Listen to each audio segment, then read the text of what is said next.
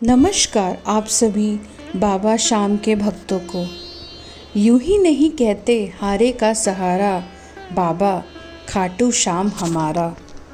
बाबा खाटू श्याम को भगवान श्री कृष्ण के कलयुगी अवतार के रूप में जाना जाता है। ऐसा कहे जाने के पीछे एक पौराणिक कथा का हाथ है। राजस्थान के सीकर जिले में इनका भव्य मंदिर स्थित है, जहां हर साल बड़ी संख्या में श्रद्धालु आते हैं। लोगों का विश्वास है कि बाबा शाम सभी की मुरादें पूरी करते हैं और ऐसा माना जाता है कि अगर बाबा शाम चाहें तो वो रंग को भी राजा बना दें।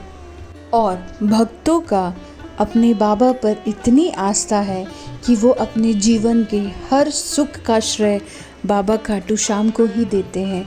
भक्त बताते हैं कि बाबा खाटू श्याम सभी की मुरादें पूरी करते हैं। खाटू धाम में जाने वाले लोग झोली कभी खाली नहीं रहती। तो आज हम बात करेंगे खाटू धाम की 13 सीढ़ियों के रहस्य के बारे में। क्यों हमें ये 13 सीढ़ियाँ पार करके बाबा खाटू श्याम के दर्शन करने होते हैं और इसका क्या महत्व है, क्या राज है। और जैसा कि सनातन धर्म में माना जाता है कि अगर हम अपने घर में भी सीढ़ियाँ बनाते हैं वास्तु के अनुसार, या मंदिर में भी सीढ़ियाँ बनाते हैं, तो वो सारे ऑड नंबर्स होते हैं। जैसे कि 7 हो गए, हमारा 9 हो गया, 13 हो गया, 15 हो गया, 21 हो गया। हम इवन नंबर्स नहीं लेते, जैसे 2, 4, 6, 8, 10 ऐसे नंबर्स हम नहीं लेते।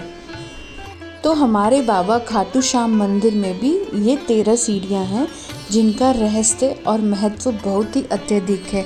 वैसे भी अगर कोई इनको कहते हैं ना, ये तो हारे का सहारा है, और कोई इंसान चारों तरफ से हार कर अगर बाबा के धाम में जाता है तो बाबा हर एक को अपनी शरण में लेते हैं और अपनी कृपा दृष्टि उस पर बनाते हैं और उसके जीवन को खुशियों से भर देते हैं।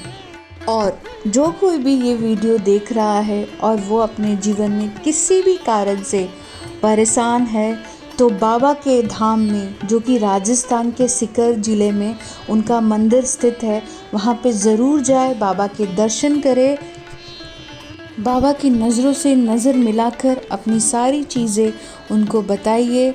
आप पहली बात तो आप बाबा के ही होके रह जाएंगे। दूसरी, आपके जीवन में जो भी कठिनाई है, जो भी परेशानी है, जैसे भी है, बाबा उससे आपको लड़ने की ताकत देंगे, आपको उस सारी परेशानियों से बाहर निकालेंगे। तो अब बात करते हैं बाबा के मंदिर की 13 सीढ़ियों की। तो जब भी हम बाबा के किसी भी मंदिर में जाते हैं, जैसे ही हम पहली सीढ़ी पर अपना पैर रखते हैं, तो आपने अपने जीवन में जितने भी पाप किए हैं, आपकी ज़िंदगी में जो भी परेशानियां चल रही हैं, वो पहली सीढ़ी पे कदम रखते ही वो सब धुल जाता है और सारी परेशानियां नष्ट हो जाती हैं। पहली सीढ़ी पे आप बोल के कदम रखिए, हारे के सहारे बाबा शाम की जय। और ऐसे ही आप हर सीढ़ी पे बाबा का नाम लेते हुए ही कदम रखिए।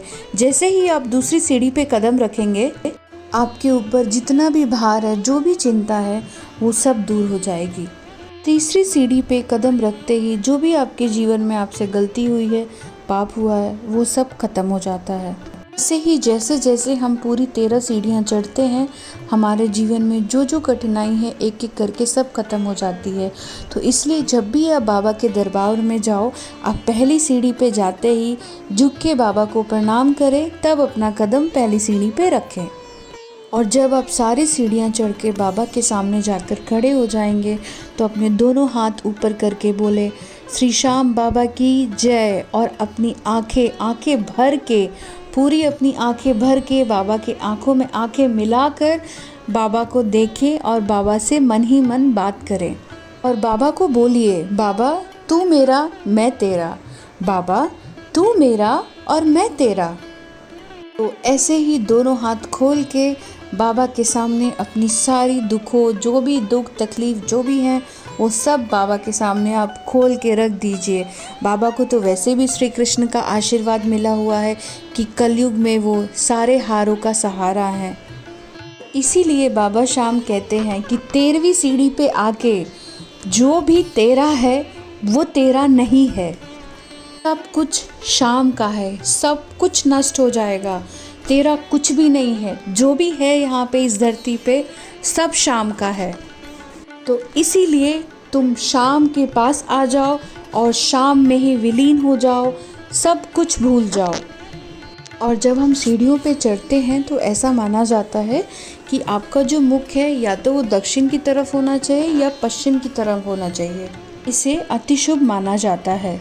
तो बाबा के मंदिर की जो 13 सीढ़ियाँ हैं, हर सीढ़ी का अपना एक महत्व है।